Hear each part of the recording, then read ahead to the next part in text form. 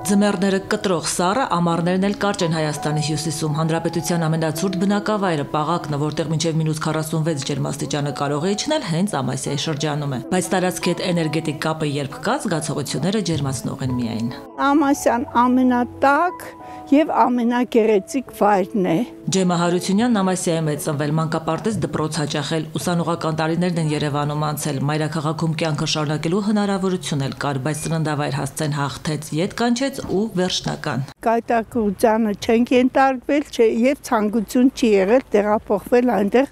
ապրելու եւ աշխատելու։ Համայնքի կենտրոնական շենքը դեռ նախորդ դարից աշխատանքային հասցե, առ հիմա պոլիտեխնիկականն ավարտած մասնագիտությամբ հիդրոշինարար մասնագետը կարիերան սկսելով Ամասիայի ջրային տնտեսությունում որպես ինժեներ, ժամանակ անց արդեն ղեկավար պաշտոնի էր։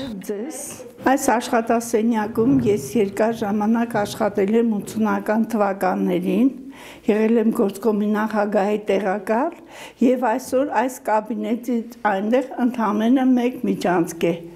մեզ բաժանում։ 2016 թվականից Ամասիա խոշորացված համայնքի ղեկավար եմ։ 19 բնակավայր միավորող խոշորացված համայնք ղեկավարելը հեշտ չէ, բայց փորձառությունն է օգնում։ 80-ականներին, երբ գործկոմի նախագահի տեղակալ ընտրվեց, ընդամենը 28 տարեկան էր։ Ամենաերիտասարդը գործընկերներից, հիմա ամենաավագն է, բայց գործին մոտենում է նույն եռանդով։ Ունիկալ հիշողություն ունեմ, աշխատանքի նկատմամբ մեծ ներվիրվածություն եւ մեծ պատասխանատվություն, որը օգնում է, որ ես կարողանամ այս մեծ համայնքը ղեկավարել։ Այցերը բնակավայրեր անընդհատ են, ղեկավար աշխատակազմի հետ խորհրդակցությունները ամիսը 2 անգամ, գործերի ընթացքն ամփոփելու, նոր հանձնարարականներ տալու, երբ պետք է արտահերթ են նաև հավաքվում։ Անհանգստացնող հարցեր չունենք, եթե չունենք 10 օրից մենք նորից կհավաքվենք։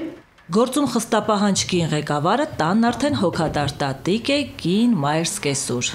3 գանձերն են իմ։ Չնայած աշխատանքային ծանրաբեռնված գրաֆիկին, տիկին Ջեման տան տնտեսության գործերից իրեն հեռու չի պահում, խոհանոցը սիրել է միշտ ու հիմա էլ սիրով է մտնում։ Շիրակյան ավանդույթներ կան, որոնց մասին հիմա ժպիտով է հիշում լավ հարսնացուն, բացի կրթված լինելուց 2 բան էլ կար, որ պիտի լավ աներ՝ մաքուր ճեպճերմակ լվացք ու համեղ պատրաստել։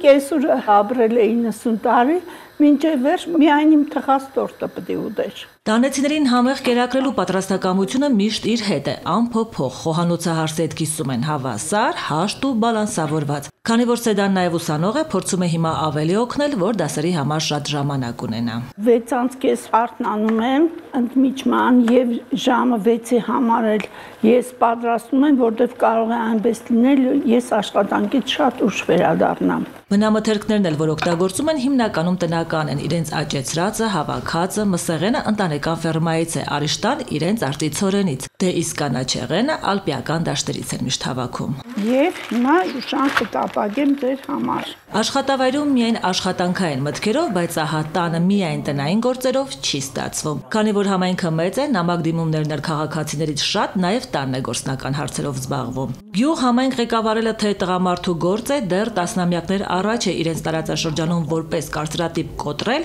հենց իր օրինակով։ Մի բնորոշում էլ կա, որ մերժում է կտրուկ, թե կինը թույլ սեռ է։ Կինը եթե թույլ սեռ լիներ, միայն ընտանիքով կզբաղվեր, բայց այսօրվա մեր գյուղի կանայք եւ տունն են աշխատում, զբաղվում են իրենց օժանդակ տնտեսություններով եւ բանջարանոցային աշխատանքներ են կատարում եւ երեխաներին են դաստիարակում։ Ու ամենակարևորը, երբ կինը գնահատված է ու իր ընտրած գործով է զբաղվում, հոգնություն էլ չի զգում։ 1973-ից սկսած ուղիղ 52 տարվա ընթացքում միայն մեկ անգամ 4 ամիս ընդամենը Ջեմա Հարությունյանը գործի չի գնացել, երբ երեխայի խնամքի արձակուրդում էր։